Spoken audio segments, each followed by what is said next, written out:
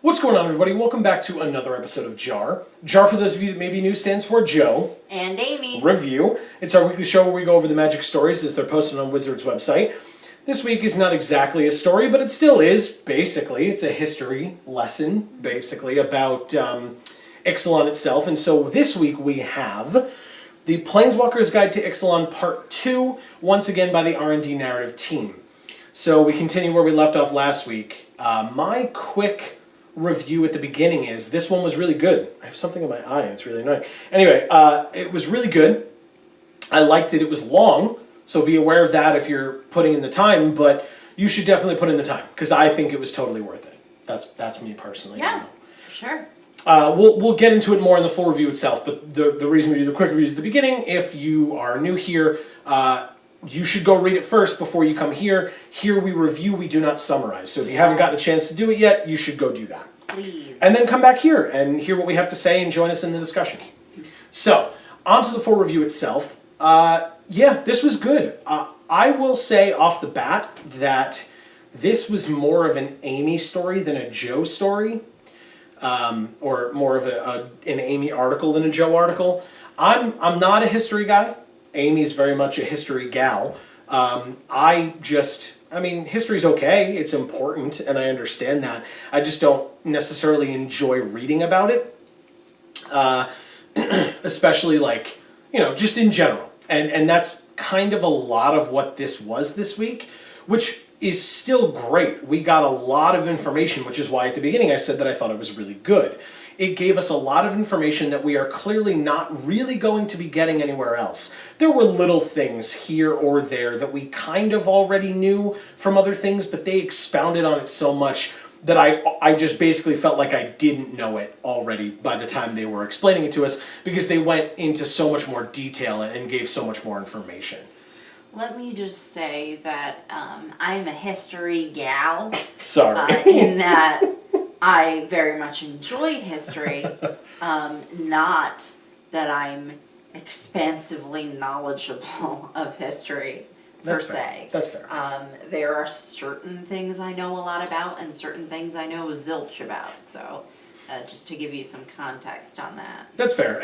But you enjoyed the method in which this history lesson was presented to us. Yes, I did, because I like reading a history textbook, and that's very similar to what this was like. Oh, that's 100% what this was like. Yes. That's kind of why I didn't like. Yes, not that that's why I assume most people won't. Not that I didn't like it. That's not a fair statement.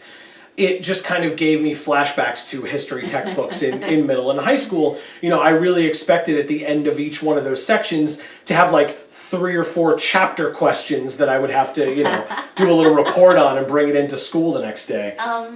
Well, the thing is with this though, I very much liked the format, but in terms of being a history gal, there weren't a lot of, and in contrast to Amonkhet and Hour of Devastation, I felt like there were not really a lot of opportunities for me to draw parallels to actual history in this, because it was really just very focused on the story elements of the history of these races. Mm-hmm. And so although I liked the format, there wasn't a lot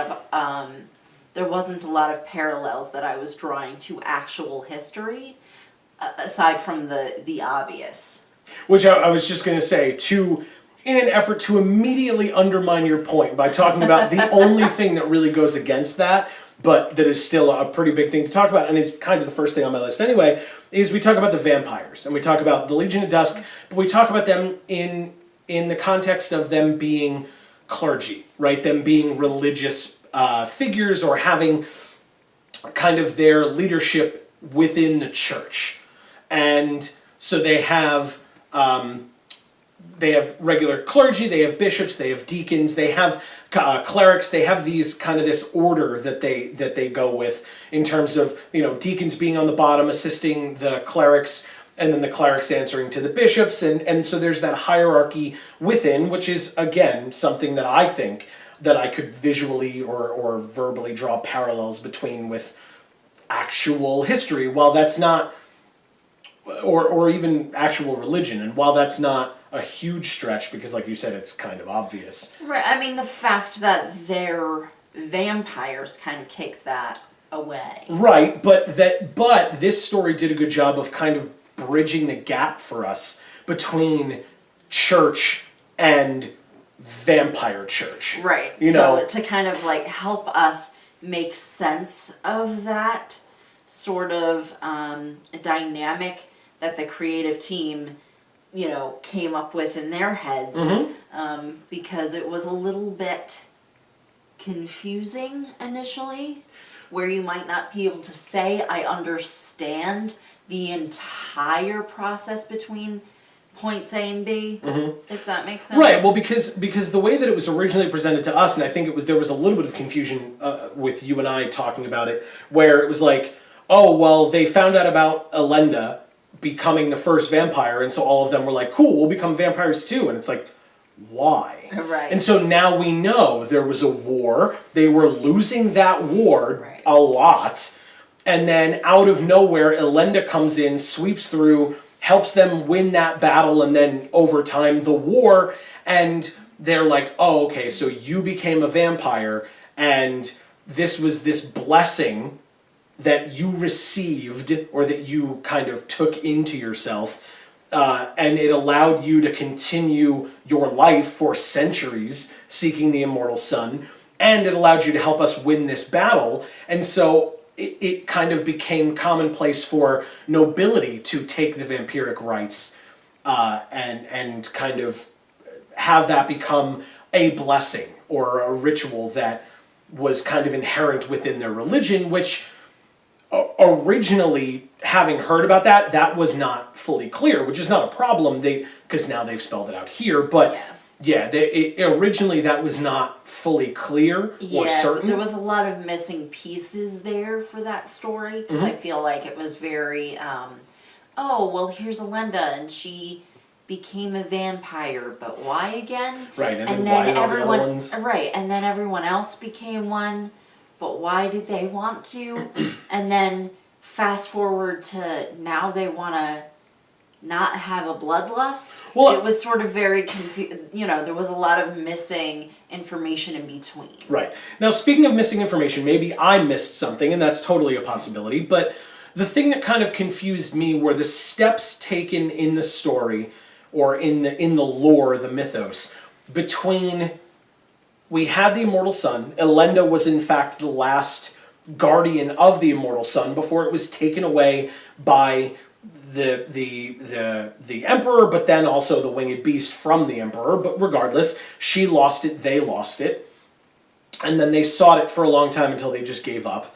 But they went from this thing is missing, it's missing, it's missing, it's missing. It's mythological. It may not have really existed, which makes sense, right? Because you hear about something long enough, and eventually people are like, "This isn't even a thing. Why are we bothering?" And they give up, and then it's just kind of a story at that point. I don't know, because they didn't say it in the first place, because the vampirism thing happened after they lost the immortal sun. So I don't know where in their heads they went from, we lost this immortal sun, the immortal sun might not even be real, but it was a thing that may have existed, to, if we get this thing back, we will no longer need blood. Yeah. I don't know how they went that weird circle around. It doesn't make any sense to me. And maybe you could argue that it's just a religious belief, and sometimes religious beliefs are that the leaders of the church just say take it on faith, and so the people just do. The belief is that because they made the sacrifice to become ravenous blood drinkers for the sake of the religion, the religion's going to pay them back with the religious relic of the immortal sun. Yeah. By making them not have that bloodlust anymore. Okay. It's definitely a possibility. I didn't quite see the 1-to-1 ratio of how they got from A to B. Like, I feel like there were a lot more steps in between that we may not have been privy to in this history lesson. It made perfect sense to me. Okay. the whole immortal sun thing is really the only parallel that I actually made to history, because it very much is like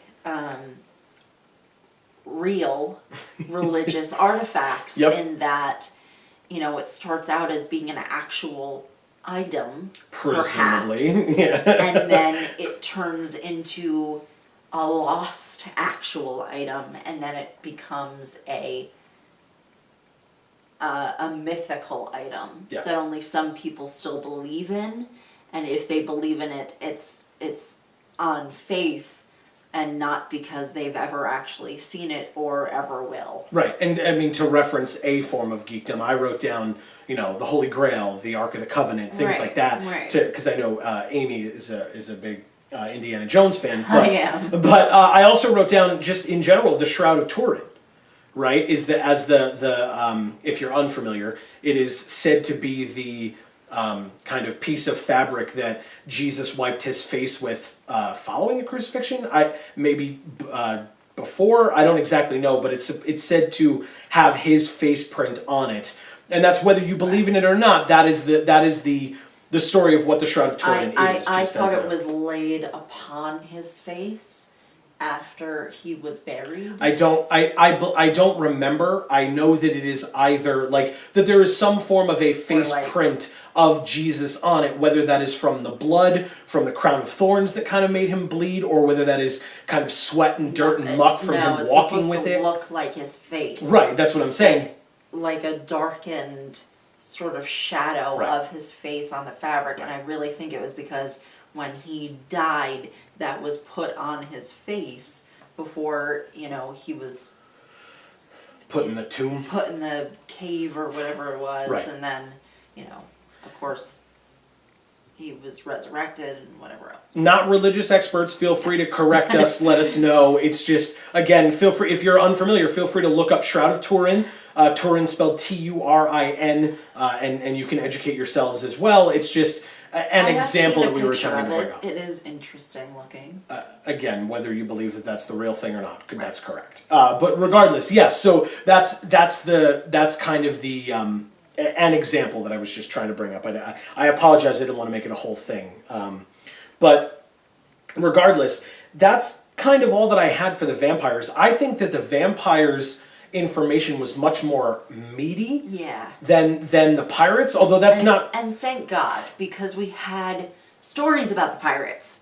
We really didn't get information about the vampires until now. Yes. Like real information about the vampires. Right. We had that little bit on Saint Helena or whatever. Yeah, we were really kind of holding out hope that it would kind of come and it really in these stories instead of... because we knew it wasn't happening in the real ones. And it really did, I think. I think they did a really good job. Yeah, I have a much better understanding of the vampires now. I think that I'm interested, obviously I think that's the whole point of Rivals of Ixalan, is that we're trying to find out who is going to get the immortal sun. But I don't know, for argument's sake... We're probably supposed to kind of identify with one group or another so we can kind of cheer them on. That's what I was just... They're the ones who get it or whatever. I was just going to say, I don't know that I know who deserves it more, to be honest, for all these different reasons. I don't know which group deserves it more. I know that there are certain people who I don't want to have it because of how they're going to utilize it, but... And that kind of goes back to what Alison Lors said about it not being, the conquistadors are going to, imperialize this nation. They didn't want to do that. They wanted to show the importance of all the different kind of clans. Right, and they didn't want to make one look super overpowered in comparison to the others and just coming in and stomping the natives down and moving on. They wanted it to be a close fight and a meaningful one. And I think that's really what does that, is the fact that once you find out the backstory of each of these different sets of people, you can look at it and go, I don't know who deserves it more. And you can kind of identify with one and root for one if you do, but there's also lots of opportunity there for you not to, because you realize that they all have their own actual valid reasons for wanting this thing, and that there is no group of people that deserves it more, or that needs it more, or that is more valid than any of the others. Right.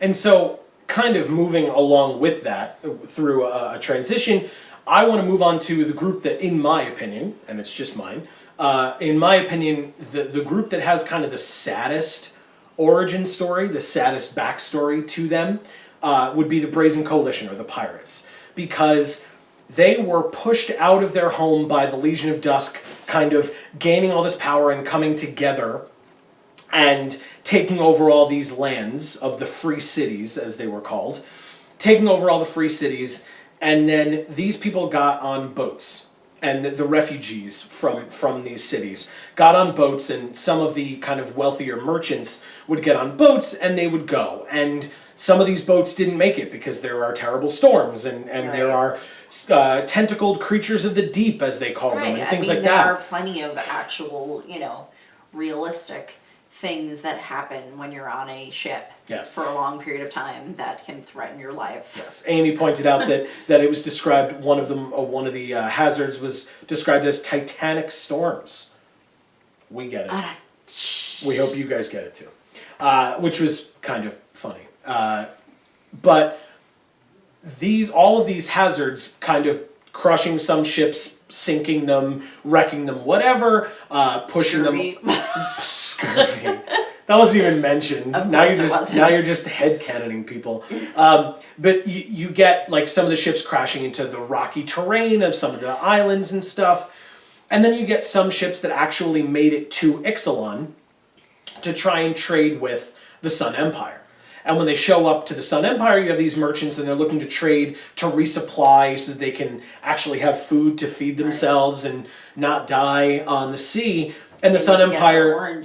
Yes, their oranges to prevent scurvy. This is where we are now. Yes. But yeah, they get whatever they need to replenish their supplies. And the Sun Empire just pushes them away. And rebuffs them is the phrase that I think was used twice in the story. But it pushes them away. And so then they leave, and it says, the story said, and it's true, that they just kind of made the sea their domain. Which, I thought you made an interesting point, which was... They're not the merfolk, so the sea shouldn't be their domain. Right. So the top of the sea is their domain, but there's the merfolk, so not really, and we've seen that there are sirens that kind of mess with people, so some sirens are pirates. It's a weird dichotomy. But regardless, you then have the pirates of the Brazen Coalition kind of being pushed out to sea, and then we get a little information. I actually found this. Which is what makes sense that Veraska is sort of their ringleader. Right. Because she is the champion of the disenfranchised. Yes. And what I found interesting, I think this was my favorite part of this article, to be honest, was the information about the Brazen Coalition and the pirates, because you learn about Admiral Beckett Brass, who originally was started as Captain Beckett Brass, and Captain Jareth Wake, piloting or captaining the Scourge and the Squid Eyes, respectively. And you find out that, Beckett Brass was infamous. Everybody wanted to be part of her crew, but then Jareth was trying to make magical compasses and things like that to try and find her so that he could take over the Scourge for himself, because mutiny was totally a thing, and so a first mate would become a captain or vice versa, and so you had all these different vying for power that was going on within the pirates, which it's interesting because there was not a lot of discussion. Game of Helms. The worst, I know. That was I tell bad puns. I didn't. That wasn't a pun. No, I guess. It was Regardless, just bad. Yes, it was pretty bad. But you have I'm sorry. Totally threw off my train of thought with that nonsense too. So getting back, sorry, lost it, got it back.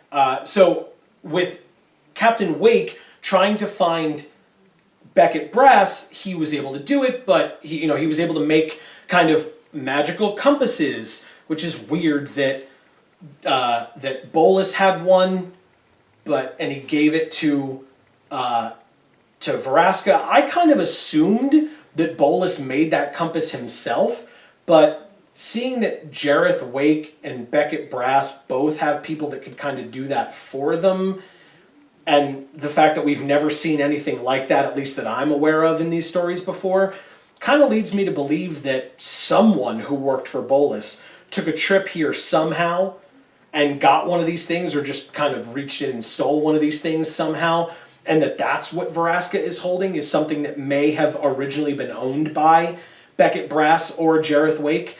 And Beckett Brass had somebody who on her team who could kind of mess with Jareth's things, but thanks to a goblin trickster, they eventually find each other, their ships battle, crash into one another, stay afloat, they battle for a long time until they kind of come to a parley, to use pirate terms.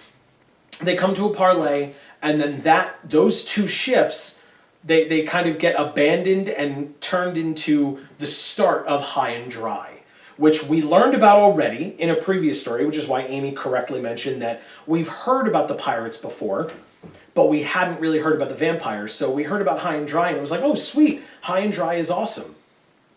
But now we get to hear about the origins of High and Dry, how it started and how it kind of got built up from there, and the little community that the Brazen Coalition in its entirety has kind of made for itself as kind of a landlocked, crashed boat scenario, which I think is kind of, like I said, I found this to be the most interesting part of the story. Yeah, I thought High and Dry, the idea of High and Dry was freaking hilarious.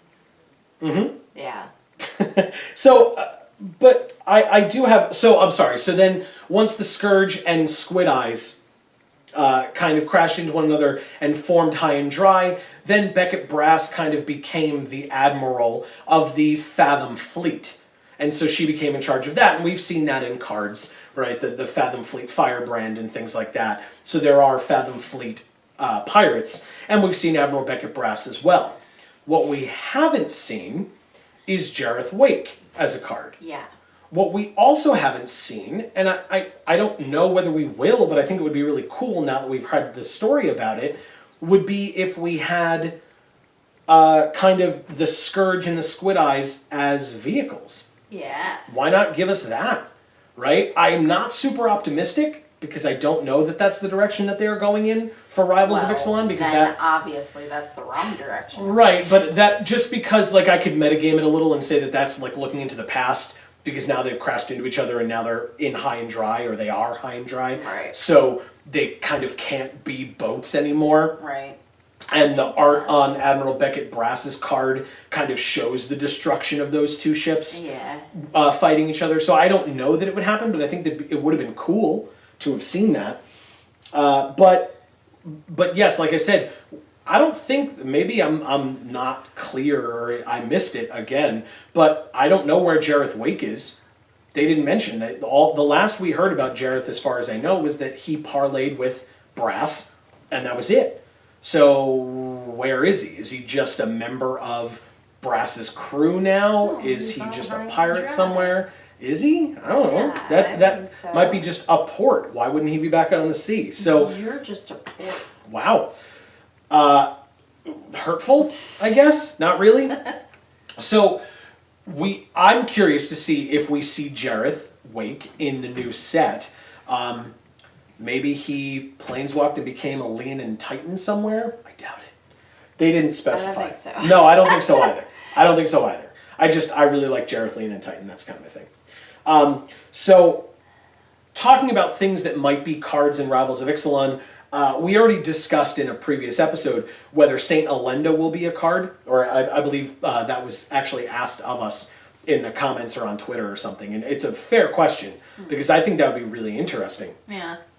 But my question is if the Immortal Sun will be a card in Rivals of Ixalan. I think that'd be really cool as like an artifact, artifact. super powerful. Yeah. I don't know how. Like I feel like it would have to be a lot of different things to kind of get there because it took so long to find it. You know, and I'm not really sure what it would do, but I'm interested to Relieve see your it if it bloodlust. exists. Yeah, I guess. And literally the last thing I wanted to talk about. So if you have anything else, let me know. No, I really didn't have much else I was thinking of talking about. Okay. The only other thing I wanted to mention, which it was prompted by something that you mentioned about the Merfolk, was that I think it's interesting that, and I think that's just kind of how it has to work, but I think that it's interesting that throughout the history of the tribes on Ixalan, that they're all somewhat overlapping in terms of what they can have control over. Right? So the Merfolk and the pirates have control over the water. The pirates originally, before they were refugees and became pirates, and the Legion of Dusk had control over the land that wasn't the continent of Ixalan. And then you had the Sun Empire and the River Heralds, who were kind of together in the forest areas of Ixalan, because the Merfolk are kind of in the forest as well, part green, and the Sun Empire being able to control the dinosaurs and work with them. That was just an interesting observation that I had, that like there's a lot of overlap between them, and it really makes for interesting conflict between all of those groups, because you kind of have the Legion of Dusk coming across the Merfolk and maybe the Sun Empire, no, but mostly the Merfolk, where there's not really an indication of those two groups ever meeting prior to this. I'm sure they did, but there's not a lot of kind of prior history of conflict there, whereas with the River Heralds and the Sun Empire, there's history there. Whether it's positive, negative, or a little bit of both, as we learned last week, it's still a history.